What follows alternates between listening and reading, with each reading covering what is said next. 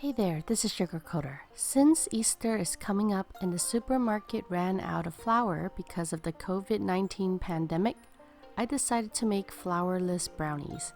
In a mixing bowl, I added the wet ingredients and mixed everything well. Then I added the cocoa powder and combined it with everything.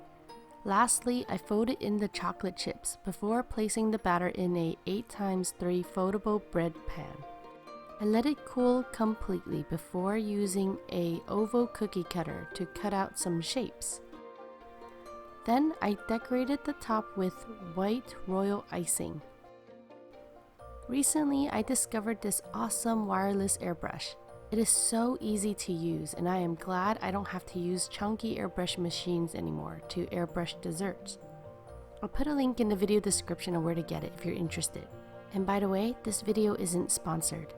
Anyways, I decorated the top of each brownie to look like an egg and then airbrushed it with edible food airbrush colors. Afterwards, I added white nonpareils, and that's it. So do you have any plans for Easter? Let me know in the comments. Thank you so much for watching and have a sweet day.